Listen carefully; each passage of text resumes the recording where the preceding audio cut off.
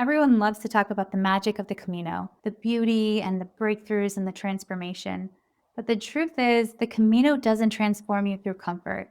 It transforms you through challenge, through pain and doubt and exhaustion and those moments you think you can't keep going. Hey, I'm Tracy, and I just finished walking the Camino de Santiago from St. Jean to Santiago and then all the way to Fisterra, over 500 miles across Spain. In this video, I'm sharing the 9 challenges that tested me the most and the small shifts that made them easier to handle. Because the more you understand how to navigate the hard parts, the more you can actually enjoy the journey instead of just trying to survive it. And make sure you stay till the end because I'll share the toughest challenge that actually shows up after you reach Santiago. Let's start with the one that hit me right out of the gate. Number 1, the Camino is way harder than I expected. So I knew the Camino would be physically demanding, but I didn't realize how much until that first week. Today is day 6, and I'm having a really hard time. I'm in so much pain. My knee hurts, my hip hurts, my feet hurt. I have like a triple blister on my pinky. I'm just hobbling on this road by myself. Everyone keeps passing me. I just want to be there. But I will keep going. I need more positivity today. I'm very low energy, but I still have like 1.5 miles, which doesn't sound like a lot, but oh. Day 2, descending into Zubiri, I actually cried from the pain and exhaustion. By the time I reached Pamplona, I was limping, my knee was swollen, and I honestly thought my Camino might be over. But instead of giving up, I went to an orthopedic shop. I got fitted for a knee brace. I started using anti-inflammatory cream and used an electronic muscle stimulation unit I had packed at night to ease the pain. I also shortened one of my upcoming stages to only 8 miles, which gave me time to recover without losing momentum. Once I started talking to other pilgrims, I realized that almost everybody was dealing with something: back pain or shin splints, tight hips, sunburn. It was oddly comforting. Up until then, I had taken the pain as a sign that maybe I was doing something wrong or that I wasn't fit enough. But hearing how common it was helped me see it differently. The pain wasn't a personal failure, it was just part of the process.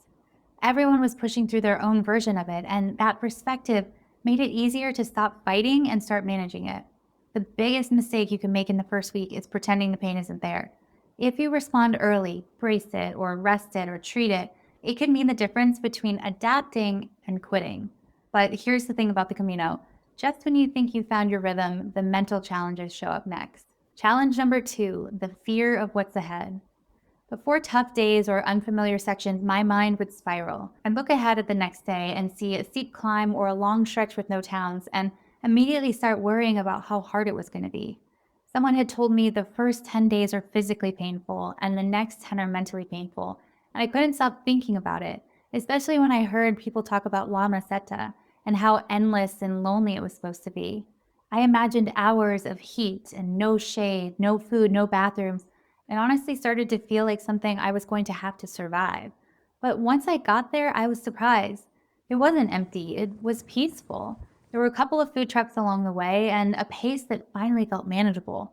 After all the steep climbs and the pounding descents earlier in the walk, the steady, flat terrain of La Meseta actually helped my knee heal, gave my body a chance to recover and my mind a chance to quiet down. The long open stretches that I had been dreading ended up feeling almost meditative, like the Camino was finally giving me space to breathe. And that's when it clicked. The fear of what's ahead is almost always worse than the thing itself.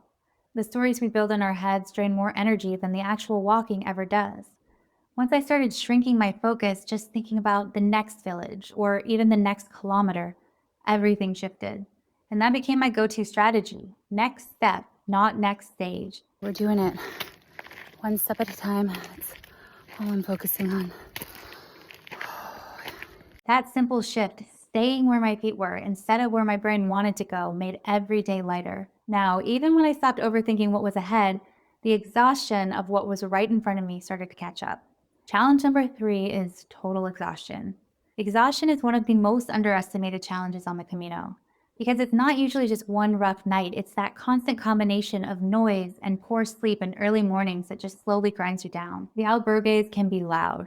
Sometimes there's 20 to 30 people in a room, alarms are going off at different times, there's hikers packing up at 5 a.m., zippers, headlamps, Someone's always moving, and even when you finally fall asleep, someone inevitably snores like a chainsaw 2 bunks over.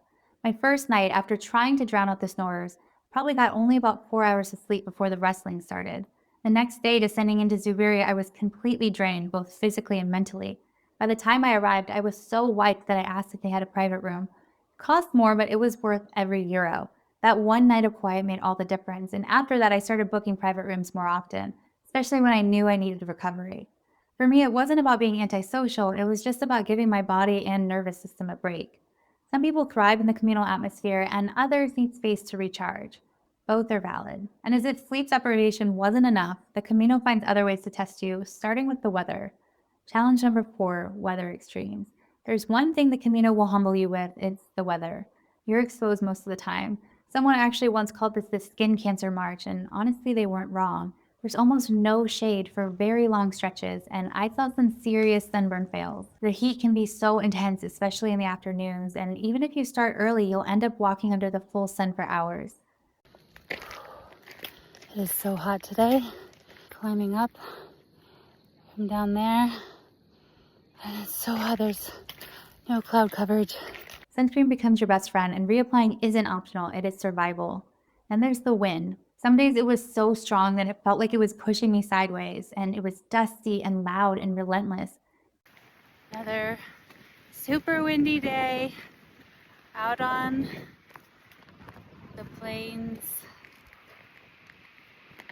I think this might be the start of something called the Meseta, which apparently is like many days of just open plains, wind, dust. This wind is so freaking intense though. Oh my gosh, okay. It sounds small until you've walked into it for miles.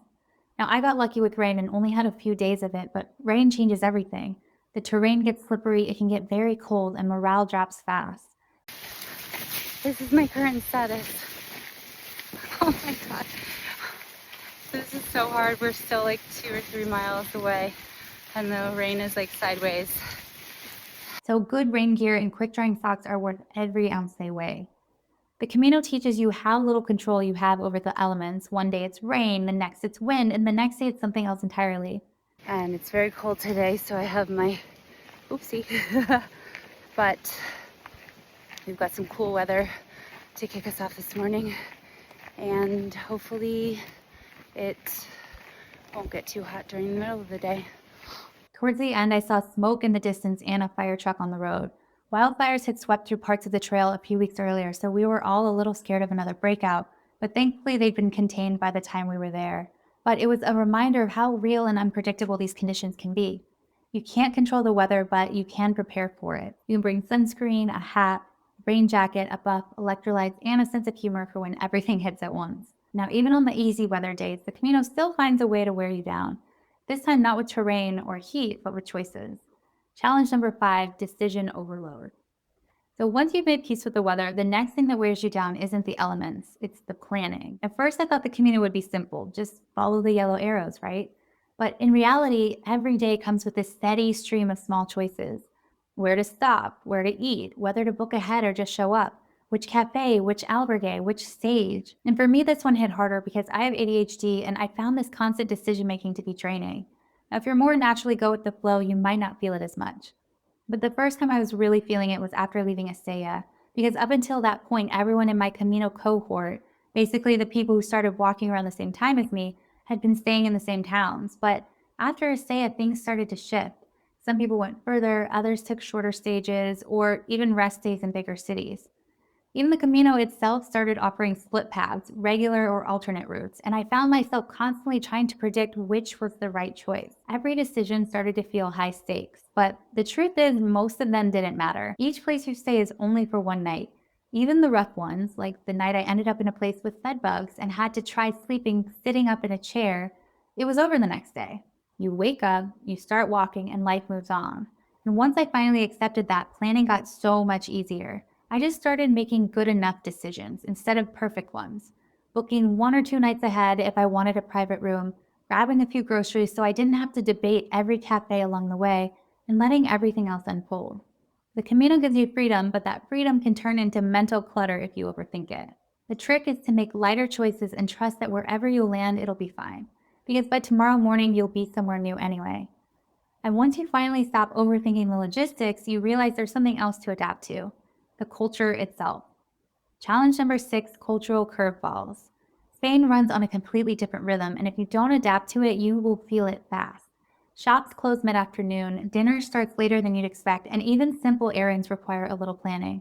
I learned that the hard way. More than once, I walked to a grocery store around 2 or 3 in the afternoon to find the doors locked and the lights off. Siesta hours are real, and they don't care how many miles you've just walked. The first few times it happened, I was frustrated. I'd arrive in town dreaming of an early meal, only to end up with whatever snacks were left in my pack. But over time, I realized Spain wasn't the problem. My expectations were. Once I started shifting my rhythm to match the culture, instead of fighting it, everything got easier. I began treating lunch as the main meal of the day, eating around 1:30 in the afternoon, which usually held me over until kitchens opened again around 7 or 8. I learned to grab groceries in the morning before everything shut down, and to stock up before Sundays when many stores closed completely. The more I leaned into Spain's pace, the slower mornings, the long lunches, and the late dinners, the more relaxed I felt. I stopped expecting the Camino to bend around my schedule and started moving with it instead. The Camino teaches patience in many ways, sometimes through your body, sometimes through language, and sometimes through waiting for dinner at 8 p.m. Now, once I finally got that rhythm, the next challenge wasn't about culture at all, but it was about people. Challenge number 7: connection and solitude. One of the most unexpected challenges I faced on the Camino wasn't physical, but social. You're surrounded by people all day because at first everyone walks in loose clusters and you see the same faces at breakfast and on the trail and in the cafes. You start recognizing people by their backpacks and their pace, and there's this quiet comfort in seeing familiar faces every day, even if you're not walking together. It feels like a moving community. But after a week or two, that rhythm starts to change. People you've grown close to choose to take a rest day or walk further ahead. Some stay behind in bigger cities, or others suddenly disappear after an injury or an early bus ride. The Camino is constantly reshuffling the deck, and no matter how much you connect, you can't stay in control of who stays in your orbit. The first time I realized this, it hit harder than I expected. I missed the simple routine of checking in with the same people, sharing meals, and laughing about the day's challenges. Suddenly, I was walking alone, wondering if I'd ever see those people again. Eventually, I learned to stop clinging and just start flowing. Some days I'd walk completely solo, soaking in the silence and space, and other days I'd fall into step with someone new and we'd talk for miles. And both kinds of days mattered. The Camino has this beautiful rhythm of connection. People drift in and share a chapter of your story, and then they drift out again. You don't lose them, you just release them onto the trail. What helped me was letting go of expectations. Instead of trying to find my group, I just started focusing on finding moments: quick conversation, or shared meals, or a quiet sunrise walk. And those felt more meaningful because in the end, you'll have both kinds of days: the ones filled with laughter and company, and the ones that remind you how to keep yourself company too. But those quiet solo days also stirred something else in me, which was a different kind of discomfort. I started wondering if I was doing the Camino the right way. Was I supposed to be more social, more spiritual, or pushing harder? And that's when the next challenge began. Challenge number 8: am I doing this wrong? Somewhere in the middle of the Camino, the physical challenges start to fade and the mental ones take over. And for me, that looked like constant self questioning. I'd get into town completely drained and just want to shower and sleep, but then I'd feel guilty for not journaling, not socializing, and not making the most of the experience. If I skipped a communal dinner, I was worried I was missing out. But then if I went, I sometimes wish I'd just stayed in bed. Then came the comparisons to the people who were walking faster, or the ones finishing early, or the pilgrims who seemed to have these deep spiritual breakthroughs every day. Meanwhile, I was just trying to heal my knee and find somewhere quiet to eat before 8 o'clock. I started to wonder if I was doing the Camino wrong. Should I be talking to more people or pushing harder? Was booking private rooms making me less of a real pilgrim? But slowly that pressure eased, and I realized that everyone out there has a completely different reason for walking, and none of them look the same. Some people came for community, others, like me, need solitude. Some walk for faith, others for healing, or simply to see what they're capable of. And once I accepted that my Camino didn't need to look like anyone else's, everything got lighter. I stopped measuring my days by how spiritual or social they were and started paying attention to how I actually felt. Some days I craved connection and other days quiet. Some nights I had wine with strangers, others I was in bed at 8 o'clock. All of it counted because the Camino doesn't ask you to fit into someone else's version of the journey. It meets you exactly where you are. And when I finally reached the end, I realized it wasn't really the end at all. Challenge number 9, after the finish line. I thought arriving in Santiago would feel like the end, but in some ways it was only the beginning of a different kind of challenge. When I finally reached the cathedral, I cried tears of relief and pride and disbelief. Seeing the friends I'd met along the way, people who had completed their own versions of the journey, was emotional in a way I really didn't expect. Very cool to actually be here. I'm feeling pretty emotional.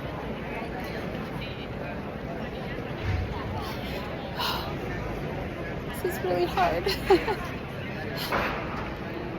But one of the best experiences in my life for sure. I'm just really happy to be here. I walked onto Fisterra, but once I reached the coast and mile marker 0 kilometers, it felt so strange to stop. For weeks, every day had started the same: wake up, walk, arrive, repeat. Each day began with promise and ended with a quiet sense of fulfillment. I was going to miss that shared simple rhythm, the certainty of what the next day would bring. A week later in Porto, I accidentally crossed paths with the Camino Portuguese. Without even thinking, I followed it for a while. No plan, no pack, just walking. And for a moment, it felt like being back in the world again, and it felt so nice. When I returned to Santiago to pick up my stored luggage, the transition hit me hard. After weeks of living out of a backpack, I suddenly had options again: clothes and shoes and decisions, and all of it felt so overwhelming. The next day, I wore one of my pilgrim outfits because that was the only thing that still felt simple. For days, I kept catching myself checking for yellow arrows or reaching for trekking poles that weren't there. Re-entry into normal life felt noisy and scattered compared to the quiet rhythm of the trail. And over time, I realized what I really missed wasn't just the walking, it was the presence that came with it. The simplicity of having one clear focus each day. Move forward, one step at a time. No notifications and no decisions beyond the next town or meal. Just walking and noticing and being.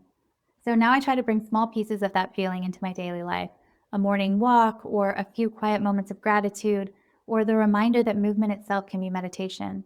Because the Camino doesn't really end in Santiago. You just stop following arrows on the road and start noticing them in your own life.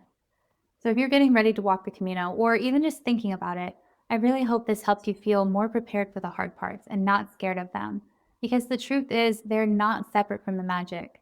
They create it. And let the Camino meet you where you are. And when it gets hard, because it will, remember that's the part that changes you. Buen Camino.